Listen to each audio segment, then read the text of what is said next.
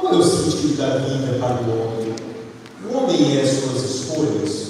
O homem é formado basicamente pelo ambiente que o cerca, ou são as próprias escolhas que o homem vai fazendo no dia a dia da nossa vida que vai nos definindo quem nós somos, e de que forma nós somos fortificados ou não no transcorrer da nossa vida. O homem, ele é uma junção de corpo e alma.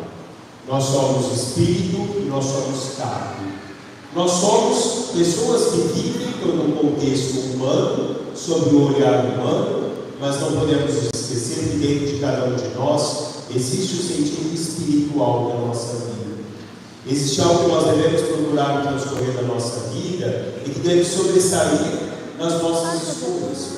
Mas muitas vezes as nossas escolhas, os nossos desejos, falam muito mais forte do que o próprio ser do homem, do que essa junção do homem. Porque o homem se entrega inteiramente a viver somente o que o mundo lhe oferece. O homem se esquece efetivamente de onde ele vem e qual é a função primordial do homem no transcorrer da vida. Diderot definia o homem como uma mistura entre força e fraqueza, luz e trevas, pequenez e grandeza. E ele dizia, não é julgado, mas é destruído. Nós somos luz, mas nós podemos ser trevas. Nós somos grandes, mas nós podemos ser pequenos. Nós somos força, mas também podemos ser fraqueza no transcorrer da nossa vida. Muitas vezes o medo nos domina e nos tornamos fraqueza. Muitas vezes nos afastamos do sentido espiritual da nossa vida e nos tornamos nebulosidade, nos tornamos obscuridade da vida. Deus, que era rico que era, se fez pobre para habitar entre nós, se fez pequeno para nos tornar grande, para conceder a cada um de nós a riqueza do nosso ser, unidos pela graça e pela bondade de Deus. Agora, o homem no transcorrer da vida, ele procura, quando é ausente essa presença de Deus na sua vida, o homem deixa que possa somente sobressair no transcorrer dela, somente aquilo que é o próprio contexto carnal da vida, o próprio olhar humano que sobrepõe-se a qualquer outra coisa no transcorrer da sua jornada. Blaise Pascal dizia que a grandeza de uma pessoa está em reconhecer a sua pequenez. Mas muitas vezes nós achamos que nós somos contentes. Muitas vezes nós achamos que tudo nós podemos. Aquilo que conquistamos e fazemos advém exclusivamente de uma força interna própria do homem, sem esquecermos de uma ação divina e espiritual que existe dentro de cada um de nós. Porque nós nos achamos unidos de tudo aquilo que nós podemos utilizar no transcorrer da nossa vida, sem buscar a concepção espiritual do ser. É necessário que o homem, no silêncio do seu ser, ele cabe dentro de si mesmo, em seu interior, um espaço.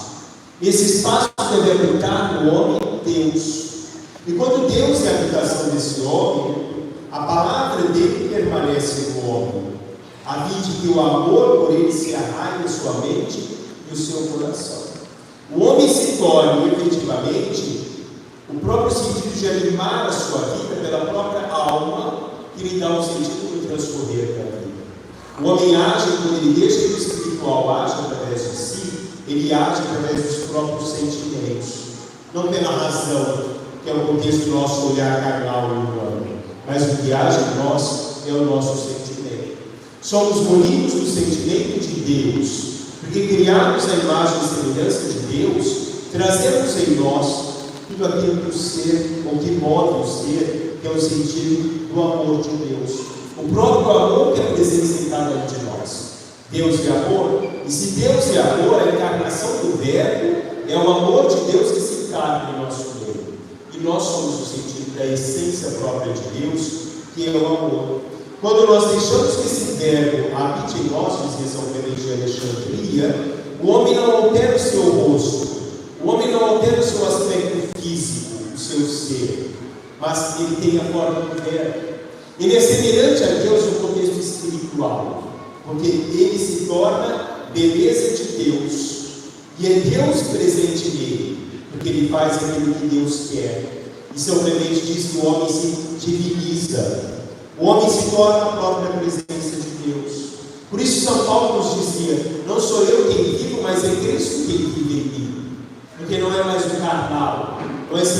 humano, mas é o sentido espiritual da vida que age em mim e transcorrer da minha vida. Em Cristo a verdade e a caridade se cumprem.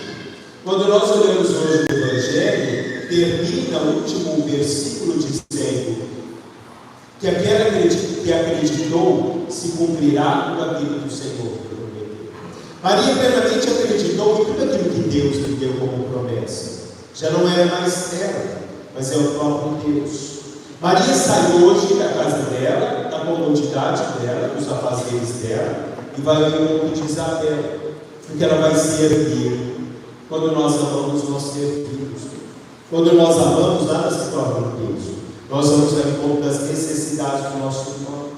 Deus me engrandece. O sentido da caridade se faz presente, não uma fé apenas poetizada no transcorrer da nossa vida. Eu posso ter uma fé de discurso, eu posso ter uma fé de bater no peito e dizer eu amo o Senhor, mas a fé, ela tem que se tornar obras. A fé se torna verdade.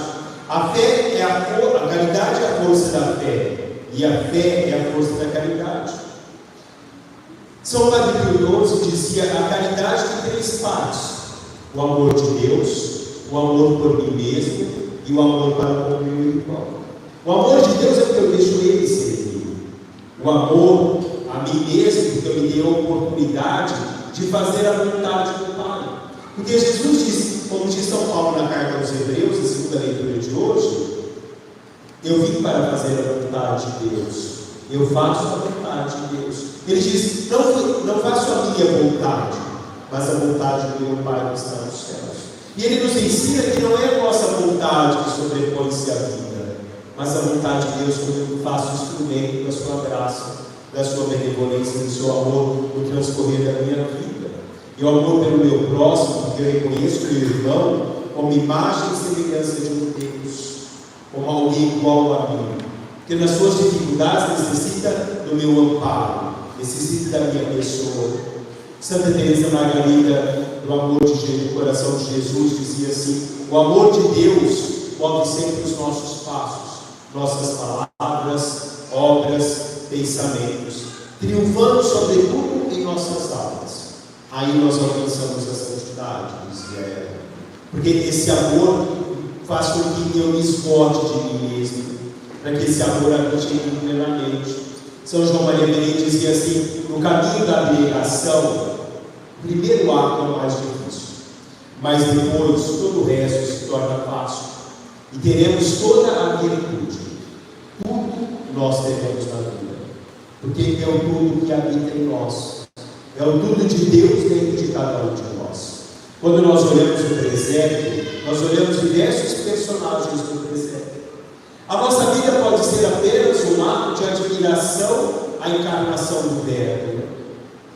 Pode ser que aquele pastor foi lá de curiosidade. O que aconteceu aí na sua vida? Será que a vida dele se transformou? Quando nós vemos os 3 magos, todos eles fazem a sua oferenda. Será que a minha vida apenas não é uma oferenda monetária? Sem olhar a oferenda que Deus pede de mim? A minha vida como oferenda perfeita ao Senhor? Como serviço à igreja, serviço aos meus irmãos, serviço à minha família, gratuidade no transcorrer da minha vida. Eu posso ser apenas parte de uma cena de um presépio, que identifica somente como uma visualização de um momento em que a história nos concedeu. Como eu posso ser o ser que realmente vive o nascimento desse Deus. O nosso coração é a manjedoura de Deus. Mas pode ser que eu passe mais um Natal sem o nascimento verdadeiro de Deus. Pode ser que eu passe mais um Natal onde a minha manjedoura seja vazia, onde o Verbo não se encarne em mim, não seja presente em mim no transcorrer da minha vida. Porque ser de Deus é necessário abandonarmos a nós mesmos, porque nós viveremos, ou então viveremos sempre, uma cena petrificada de imagens de um único presépio. Apenas ali, para louvar o momento do mistério de Deus. Mas eu posso ser transformação desse mistério de Deus. Eu posso ser luz de Deus. Porque Deus diz: vós sois a luz do mundo, quando a luz habita em mim.